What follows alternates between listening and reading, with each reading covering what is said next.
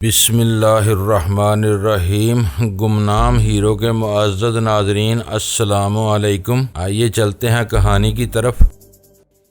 جیسے وہ کسی ملک کی شہزادی ہو، ویسے وہ ایسی غضبناک نہیں تھی جیسے نظر آ رہی تھی۔ دراصل اسے اپنی ماما سے دور ہونے کا صدمہ بھی تھا اور غصہ بھی آ رہا تھا کہ وہ خود اتنی مجبور کیوں ہے۔ ان حالات میں اس کی خاموشی اور سنجیدگی نے ماتحتوں پر رعب اور دبدبہ طاری کر رکھا تھا۔ وہ ایک شانے بے نیازی سے کار کی پچھلی سیٹ پر آ کر بیٹھ گئی۔ اس کی سوچ نے بتایا کہ وہ ربیع اسفند یار کے سامنے جان بوجھ کر اپنی ماں کو بھول جاتی ہے۔ اس نے تنویمی عمل کے دوران ربیع سے وعدہ کیا تھا کہ ماما کے رشتے اور اس کی محبت کو برائے نام یاد رکھے گی اور اپنی ماما کو اپنے ساتھ لے جانے کا خیال تک دل میں نہیں لائے گی۔ اب ربیع سے دور ہو کر وہ صرف ماما کو ہی یاد کر رہی تھی۔ سوچ رہی تھی خدا کرے حالات ایسے بدل جائیں کہ ماما خود بخود پاس آ جائے۔ مجھے علامہ اقبال کا ایک نصیحت آمیز شعر یاد آیا۔ میں اس کے دماغ میں وہ شعر پڑھتا تو اول اردو زبان اس کی سمجھ میں نہ آتی، دوم وہ شبے میں مبتلا ہو جاتی۔ میں نے اس کی سوچ میں ترجمہ پیش کیا۔ خدا اس قوم کی یا اس فرد کی حالت نہیں بدلتا جس کے اندر خود کو بدلنے یا اپنے اندر انقلاب پیدا کرنے کا جذبہ نہ ہو۔ جواباً اس کی سوچ نے کہا، میری سمجھ میں نہیں آتا میں خود کو کیسے بدل سکتی ہوں۔ میں نے کہا، یہ خدا کے سوا کوئی پرستش کے قابل نہیں ہے، اور میں نے عقیدت سے ربیع اسفند یار کا بت تراش لیا ہے۔ دانستگی میں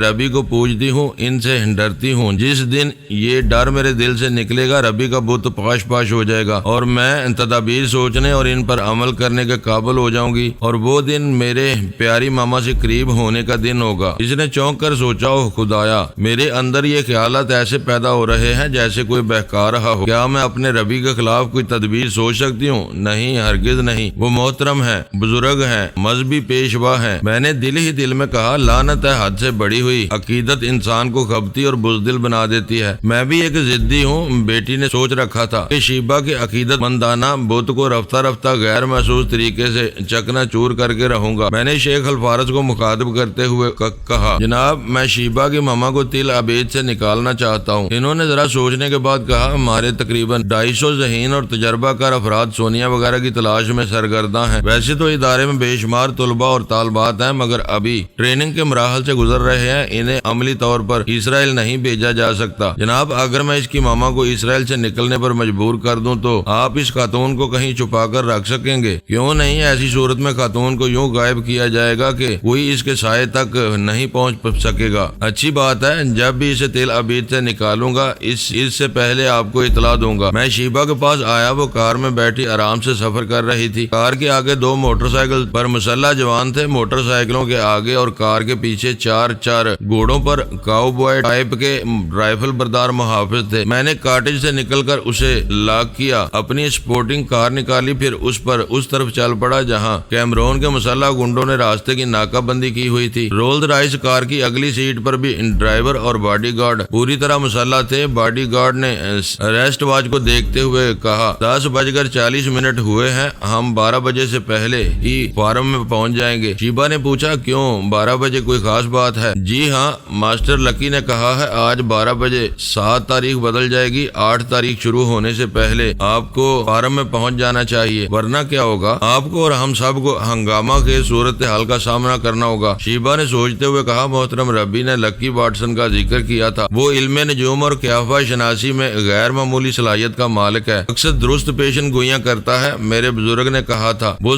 صاف گو اور قابل اعتماد ہے، میں اس پر بھروسہ کر سکتی ہوں۔ میں نے اس کی سوچ میں کہا، وہ قابل اعتماد ہے یا نہیں میں خیال خوانی کے ذریعے معلوم کر سکتی ہوں۔ وہ سوچنے لگی، خیال خوانی شاید کام نہ آئے۔ ربیع کہہ رہے تھے 2 برس پہلے انہوں نے لکی کو یوگا کی مشقیں کرتے دیکھا تھا۔ اس کے روبرو پتہ چلے گا کہ اس کے دماغ کے دروازے دستک کے بغیر کھل سکتے ہیں یا نہیں۔ وہ روبرو میرا امتحان لینے والی تھی اور بڑے انتظار کے بعد تقدیر ہمیں ایک دوسرے کے سامنے لا رہی تھی۔ اسی وقت دور کہیں سے فائرنگ کی آواز سنائی دی۔ میں نے کار کی رفتار سست کر دی۔ وہ جگہ زیادہ دور نہیں تھی جہاں کیمرون کے آدمیوں نے محاذ بنا رکھا تھا۔ میں نے ٹارزن نما ٹیرر کے دماغ میں پہنچ کر دیکھا، اس کے علاوہ 20 آدمی اور تھے۔ ان میں سے 2 آدمی سڑک کے اطراف ذرا دور ٹیلوں کے پیچھے سے شیبہ کی کار کی جانب فائرنگ کر رہے تھے۔ جوابی فائرنگ بھی ہو رہی تھی۔ شیبہ کا قافلہ تیزی سے گزرتا جا رہا تھا۔ ٹیرر چاہتا تھا وہ اسی طرف آگے بڑھتے رہیں کیونکہ آگے اس کے مسلح جوان خاصی تعداد میں تھے۔ وہ اس قافلے کو چاروں طرف سے گھیر کر ہتھیار ڈالنے پر مجبور کر سکتے تھے۔ میں نے سپورٹنگ کار سڑک کے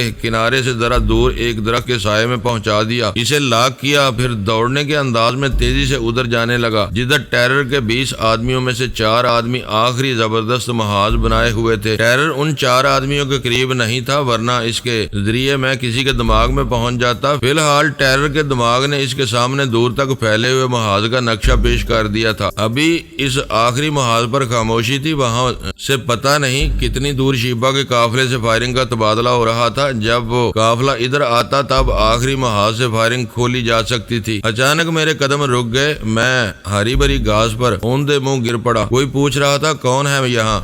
میں خاموش پڑا رہا، مگر سوال کرنے والے کے دماغ میں پہنچ چکا تھا۔ وہ ایک بڑے سے درخت کے تنے سے لگ کر کھڑا ہوا تھا، محتاط انداز میں رائفل سنبھالے اور ادھر دیکھ رہا تھا۔ ادھر میں اونچی گھاس کے درمیان پڑا ہوا تھا۔ دوسرے درخت کے پاس کھڑے ہوئے شخص نے کہا، جیٹ کوئی نہیں ہے، سڑک کی طرف دھیان دو، گاڑیوں اور گھوڑوں کی ٹاپیں سنائی دے رہی ہے، وہ قافلہ قریب آ رہا ہے۔ جیٹ نے گھوم کر سڑک کی طرف دیکھتے ہوئے کہا، آخر ہمارے آدمی اس قافلے کو اب تک کیوں نہ روک سکے؟ سیدھی سی بات ہے، گاڑی کے پہیے کو ایک گولی سے بیکار کیا جا سکتا ہے، بعض اوقات سیدھی سی بات پر عمل ممکن نہیں ہوتا۔ بھاگتی ہوئی گاڑی کے پہیے پر فائر کرنا اتنا آسان بھی نہیں ہے، اور وہ بھی رات کے وقت۔ میں ان باتوں کے دوران گھاس پر رینگنے لگا۔ جیٹ نے پھر چونک کر دیکھا اور کہا، میرے کان دھوکہ نہیں کھا سکتے، کوئی ہے، یقیناً کوئی ہے۔ میں اسے نظر نہیں آ رہا تھا مگر اس نے اندازے سے رائفل میری طرف سیدھی کر لی۔ میں نے اس کے ساتھی کے دماغ پر قابض ہو کر کہا، گدھے کے بچے، تیری ڈیوٹی سڑک کی طرف ہے، تو ادھر کیا اپنی بہن کو دیکھ رہا ہے؟ جیٹ نے غصے سے کہا، میں تیری بہن کو دیکھ رہا ہوں، ایک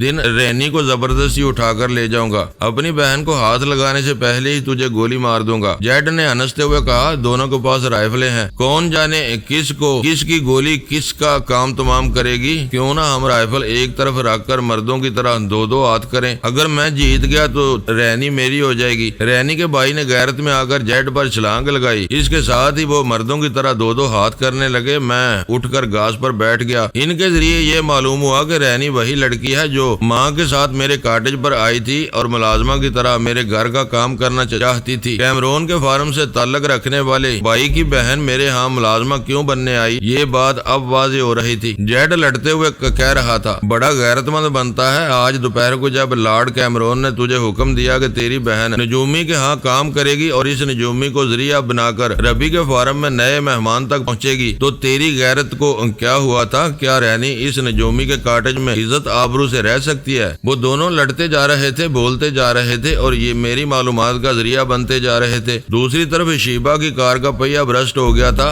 قافلہ ایک جگہ رک گیا تھا، وہ 2 سیٹوں کے درمیان دبک گئی تھی تاکہ اندھی گولیوں سے محفوظ رہ سکے۔ ویسے اس کے محافظ جی جان سے دشمنوں سے مقابلہ کر رہے تھے، انہیں کار کے قریب آنے کا موقع نہیں دے رہے تھے۔ شیبہ چپ چاپ دبکی ہوئی اس انتظار میں تھی کہ کسی دشمن کی آواز سنائی دے اور وہ اس کے دماغ میں پہنچ جائے۔ مجھے بھی اطمینان تھا جب بھی ٹیرر پتہ یاب ہو کر اس کے پاس آئے گا ٹیلی پیتھی کے چکر میں پڑ جائے گا۔ میں گھاس پر سے اٹھ کر کھڑا ہو گیا، وہ دونوں لڑتے لڑتے ٹھٹک گئے۔ میں نے بزرگانہ انداز میں پچکارتے ہوئے کہا، 2 کتے لڑتے ہوئے اچھے لگتے ہیں، پھر شروع ہو جاؤ۔ جیٹ گراتا ہوا میری طرف بڑھا، میں نے رینی کے بھائی کی ٹانگ آگے بڑھا دی، وہ الجھ کر اوندے منہ گرا، پلک جھپکتے ہی اچھل کر کھڑا ہوا، پھر پلٹ کر رینی کے بھائی کو گالیاں دیتا ہوا گتھم گتھا ہو گیا۔ میں نے ایک کو رائفل اٹھانے اور اسے نال کی طرف سے پکڑ کر حملہ کرنے پر مجبور کیا، دوسرے نے بھی اپنا بچاؤ کرتے ہوئے اپنی رائفل کو نال کی طرف سے تھام لیا۔ ان کی لڑائی خطرناک مرحلے میں داخل ہو گئی تھی، وہ لہو لہان ہو رہے تھے۔ سڑک کے دوسری طرف ان کے 2 ساتھیوں نے محاذ بنایا ہوا تھا، ان میں سے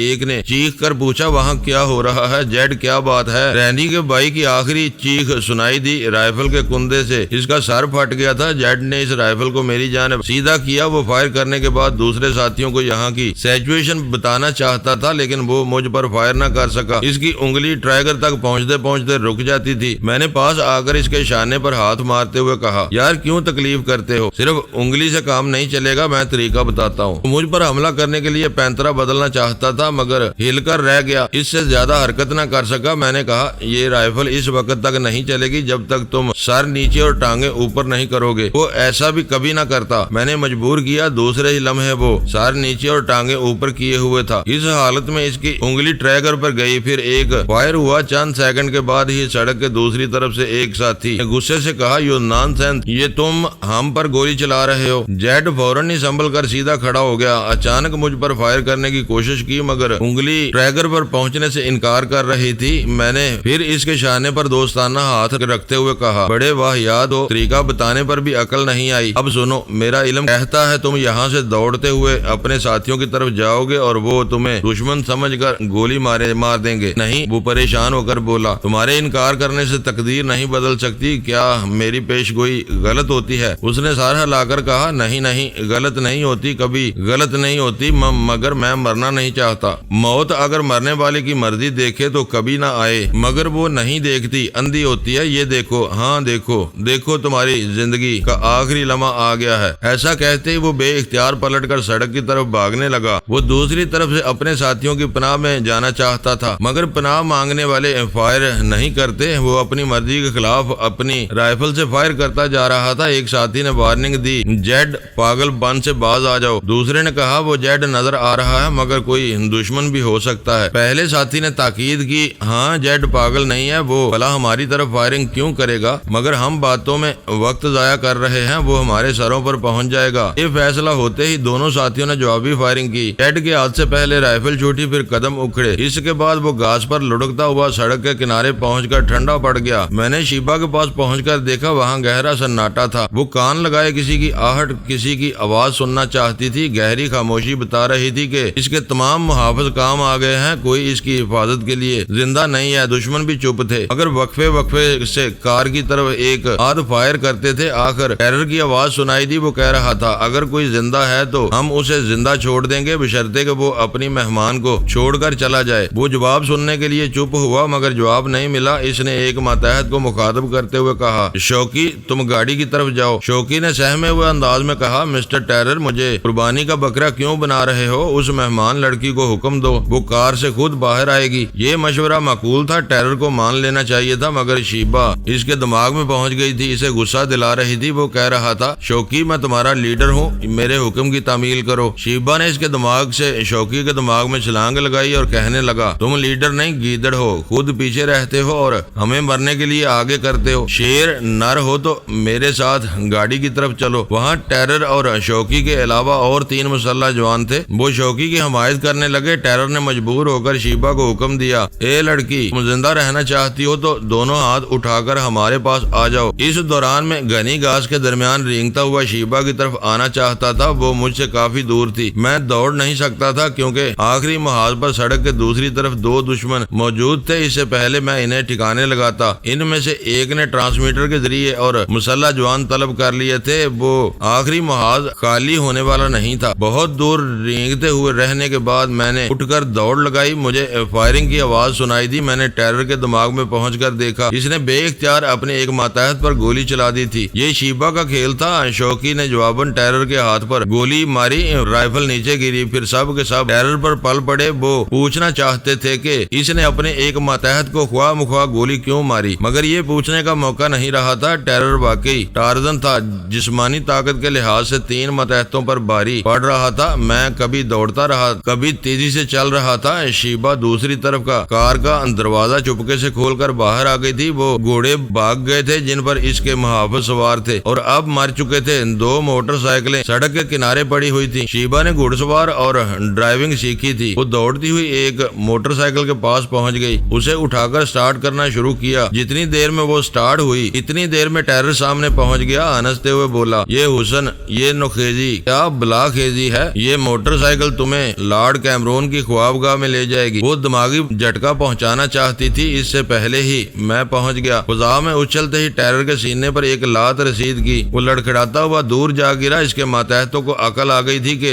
آپس میں لڑنا نہیں چاہیے۔ ان میں سے ایک نے مجھ پر حملہ کیا، دوسرے نے رائفل سیدھی کی۔ شیبا نے اس رائفل سے تیسرے کو نشانہ بنا دیا جو مجھ پر حملہ کرنے آیا تھا۔ وہ مار کھا کر پیچھے گیا، پھر وہ بھی گولی کا نشانہ بن گیا۔ ٹیرر نے غصے سے کہا، شوکی تمہارا دماغ چل گیا ہے، اپنے ہی ساتھیوں کو گولی مار رہے ہو۔ میں ٹیرر جیسے ٹارزن سے اچھی طرح مقابلہ کیے بغیر اسے مرنے نہ دیتا، مگر میں شیبا کے سامنے مجبور تھا۔ خیال خوانی کے ذریعے شیبہ کو من مانی سے روکتا تو میری اصلیت ظاہر ہو جاتی۔ میں خاموش تماشائی بنا رہا۔ ادھر شیبہ نے شوقی کے ذریعے ٹیرر کو گولی مار دی۔ وہ وقت ضائع نہیں کرنا چاہتی تھی، اس نے شوقی کو خودکشی کے لیے مجبور کر دیا۔ میدان صاف ہو گیا۔ میں نے حیرانی کا اظہار کیا، مرنے والوں کو تعجب سے دیکھتے ہوئے پوچھا، یہ کیا طلسم ہے؟ ایک آدمی نے اپنے تمام آدمیوں کو ہلاک کیا پھر خودکشی کر لی۔ میرے سوال کے جواب میں وہ مسکراتی ہوئی میرے دماغ میں آئی۔ میں نے سانس روک کر سر کو تھام لیا، پریشان ہو کر کہنے لگا، یہ ابھی مجھے کیا ہوا تھا؟ اس نے انجان بن کر پوچھا، کیا ہوا تھا؟ میں نے ایک ساتھ کے لیے بے چینی محسوس کی تھی، پھر بے اختیار سانس روک لی۔ اس نے پھر سوال کیا، کیا ایسا پہلے بھی ہو چکا ہے؟ پچھلے 2 برس سے یوگا کی مشق کر رہا ہوں، کوئی غیر معمولی بات ہوتی تو میری چھٹی اس مجھے چونکا دیتی ہے،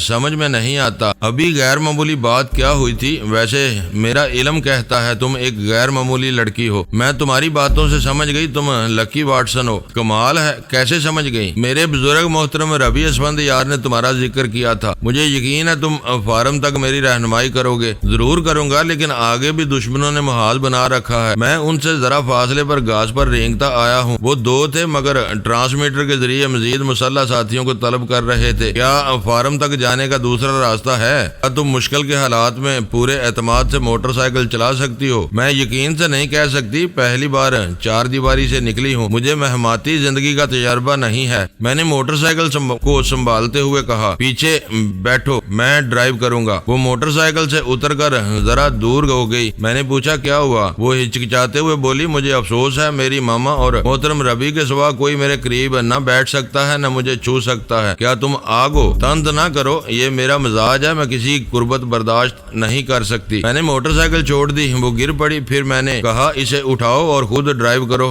میں بھی سوسائٹی میں اونچا مقام رکھتا ہوں، تم سے کسی طرح کم تر نہیں ہوں، اس لمحے تمہیں کم تر سمجھتا ہوں اور تمہیں اپنے ساتھ بیٹھنے کے قابل نہیں سمجھتا۔ اس نے توہین محسوس کی، گلابی ہونٹوں کو بھینچ لیا۔ اس کے جی میں آیا کہ مجھے دماغی جھٹکا پہنچائے، مگر مجبوری تھی، خواہ مخواہ اپنی غیر معمولی صلاحیت کا مظاہرہ نہیں کرنا چاہتی تھی۔ پھر میں یوگا کا مظاہرہ کر چکا تھا اور آخری بات یہ کہ وہ اجنبی جگہ بالکل تنہا تھی، ایک رہنما چاہیے تھا۔ اس نے غصے کو برداشت کرتے ہوئے کہا، مسٹر لکی، تمہارا علم جھوٹ نہیں کہتا، میں ایک غیر معمولی لڑکی ہوں، مگر کیا ہوں یہ کبھی جان نہیں سکو گے۔ تمہیں پہلی اور آخری بار سمجھاتی ہوں، آئندہ کبھی مجھے کم تر کہا یا سمجھا تو پھر ساری زندگی کچھ سمجھنے کے قابل نہیں رہو گے۔ میں نے دوسری موٹر سائیکل کو اٹھاتے ہوئے کہا، واہ کیا انداز ہے، کیا دمکی ہے، کیا دھماکہ ہو، مارنا ہی چاہتی ہو تو نظر بھر کے دیکھو، پٹ سے مر جاؤں گا، اور نہ مرنا چاہوں تو تمہارے فرشتے بھی میرا کچھ نہیں بگاڑ سکیں گے۔ یقین نہ ہو تو اپنے ربی سے میرے متعلق اور معلومات حاصل کر لینا۔ مجھے معلوم ہے تم نے اپنی کتابیں زندگی پڑھ لی ہے،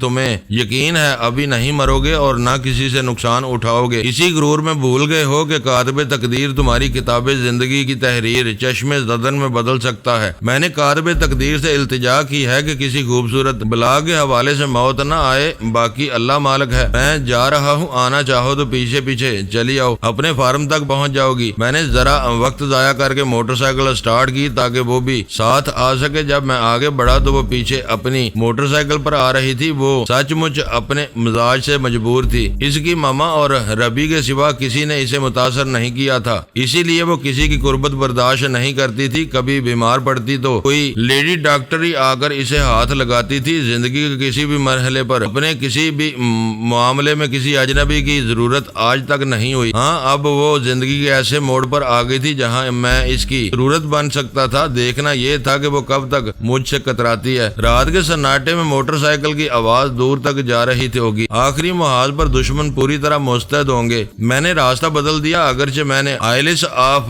مین کا نقشہ اچھی طرح دیکھا اور سمجھا تھا، وہاں کا جغرافیہ بھی پڑھا تھا، تاہم ایک ایک راستے کی تفصیل یاد نہیں تھی۔ مجھے معلوم نہیں تھا کہ وہ راستہ میں کہاں لے جائے گا، بس یہ امید تھی کہ ادھر دشمن نہیں ہوں گے۔ وہ ڈرائیو کرتی ہوئی میرے برابر آ گئی، میں نے اسے دیکھا، پھر کہا، حسین مورت پھولوں بری سیج پر سجدی ہے، موٹر سائیکل پر سارا رومانس غارت ہو جاتا ہے۔ یو شٹ اپ، میں یہ پوچھنے آئی ہوں فارم کتنی دور ہے؟ ابھی جتنی بھی دور ہو، 12:05 ہو چکے ہیں۔ میرے علم کے مطابق نہ تو تم فارم میں داخل ہو سکو گی اور نہ ہی تمہیں یہ کوشش کرنا چاہیے۔ مجھے تمہارے علم سے کوئی دلچسپی نہیں ہے، فاصلہ بتاؤ۔ کیسے بتاؤں؟ میں نے وہ راستہ چھوڑ دیا ہے جو فارم کی طرف سیدھا جاتا ہے۔ کیا مطلب؟ اس نے موٹر سائیکل روک دی۔ میں نے بھی رکتے ہوئے کہا، میں بتا چکا ہوں، اس سیدھے سیدھے راستے پر دشمن خاصی تعداد میں محاذ بنائے بیٹھے ہیں، یہ راستہ لمبا ہے، ہم دیر سے پہنچیں گے، مگر شاید خیریت سے پہنچ جائیں گے، کہیں تم مجھے بھٹکا تو نہیں رہے ہو؟ کیا میں دشمن لگ رہا ہوں؟ اس نے مجھے ٹٹولتی ہوئی نظروں سے دیکھا، وہ سوچ رہی تھی کاش میں اس کے دماغ کو چپکے سے پڑھ سکتی۔ ایک اجنبی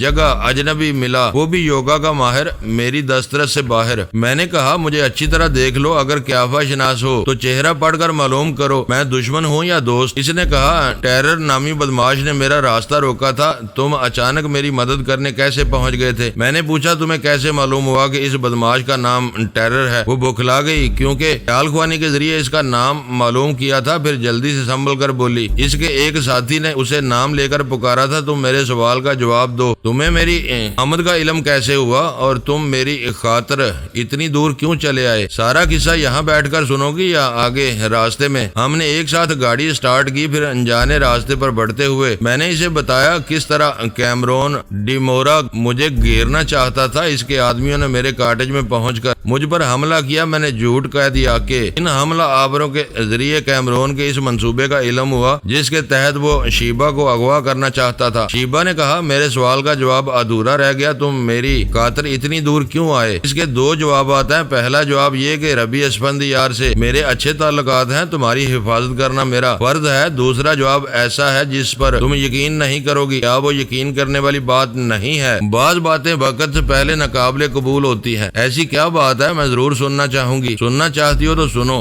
میں نے تمہارا ذائچہ بنایا، تمہارے نام کے اعداد کی تفسیر پڑھی، تمہارے مقدر کے پتے پھینٹ کر دیکھے، ہر بار یہی جواب ملا کہ ہمارے ستارے ملتے ہیں، ہم ایک دوسرے کی زندگی میں بڑی اہمیت اختیار کرنے والے ہیں۔ وہ ناگواری سے بولی، تم خوش فہمی میں اور خیالی دنیا میں رہنے والے ہو، میں خیالی نہیں خالی دنیا میں رہتا ہوں، اب یہ دنیا تمہاری ذات سے پر ہو رہی ہے۔ اس نے پہلی بار پرکھنے والی نظروں سے دیکھا، ایسے وقت ڈرائیونگ کی طرف سے دھیان ہٹ گیا، موٹر سائیکل ڈگمگانے لگی، وہ فوراً ہی سنبھل گئی۔ میں نے کہا گاڑی روکتا ہوں، مجھے اچھی طرح دیکھ لو۔ اس نے تیور بدل کر کہا دیکھوں گی، تمہیں دیکھ لوں گی۔ وہ چپ ہو کر ربی اسفند یار کے پاس پہنچ گئی۔ میرے بزرگ میں بول رہی ہوں، بیٹی میں تمہارا ہی انتظار کر رہا تھا، خیریت سے پہنچ گئی ہو نا؟ کیسی خیریت، یہاں تو قدم رکھتے ہی مصیبتیں آ رہی تھی ہیں۔ وہ کیمرون ڈی مورا اور اس کے بدماشوں کے متعلق بتانے لگی، پھر میرا ذکر کرتے ہوئے کہا اگرچہ میرے تمام محافظ مارے گئے ہیں، تاہم میں تنہا دشمنوں کو ٹھکانے لگا رہی تھی۔ اچانک لکی واٹسن میری مدد کو پہنچ گیا، حالانکہ مجھے مدد کی ضرورت نہیں تھی۔ بیٹی ایسا نہ کہو، کوئی دوستانہ امداد پہنچائے تو انکار نہیں کرنا چاہیے، تمام محافظ مارے گئے ہیں، یوں بھی تمہیں ایک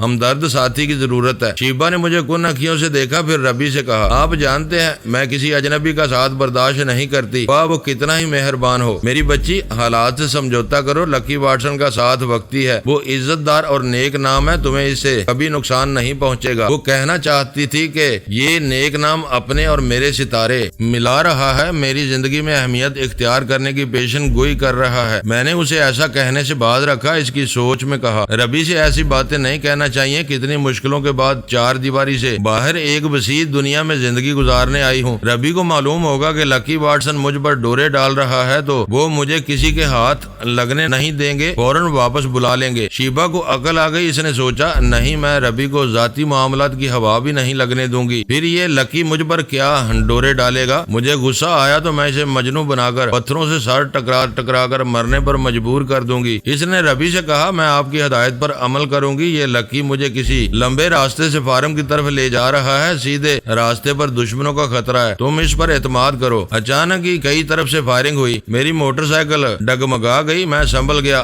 وہ نہ سنبھل سکی، ہینڈل بہک گیا تھا۔ وہ چیخیں مارتی ہوئی گاڑی سے اچھل کر سڑک کے کنارے پہنچی، پھر وہاں سے لڑکتی ہوئی ہری بھری گھاس کی سیج پر ٹھہر گئی، تکلیف سے کراہنے لگی۔ میں تنہا ہوتا تو گاڑی کی رفتار بڑھا کر فائرنگ رینج سے نکل جاتا، مگر اس کی خاطر گولیوں کی بوچھاڑ میں رکنا پڑا۔ میں نے موٹر سائیکل کو ایک طرف پھینکا، جھکتا ہوا دوڑتا ہوا سڑک کو پار کر گیا، پھر فائرنگ ہوئی، کتنی ہی گولیوں نے پختہ سڑک پر سر سنگیت سنائے۔ میں فوراً ہی گر کر لڑکتا ہوا شیبا کے پاس پہنچ گیا، وہ چاروں شانے چت پڑی ہوئی تھی، اپنی کمر پکڑ کر کراہتے ہوئے بولی تم نے کہا تھا یہ راستہ محفوظ ہے، زندگی کا کوئی راستہ محفوظ نہیں ہوتا، بچ کر چلنا پڑتا ہے، باتیں نہ بناؤ اور تم غصہ نہ دکھاؤ، مجھے کیا معلوم تھا کہ تمام راستوں کی ناکہ بندی کی گئی ہوگی۔ وہ کراہنے لگی، میں نے کہا کراہتے وقت منہ ٹیڑھا ہوتا ہے، آئینہ دیکھ سکتی ہو۔ وہ یک لخت کراہنا بھول گئی، عورت کو اپنے حسن کا بڑا خیال ہوتا ہے۔ وہ کبھی ٹیڑھا منہ دکھانا پسند نہیں کرتی۔ شیبہ بڑی خاموشی سے کمر کی تکلیف برداشت کرنے لگی۔ میں نے کہا تم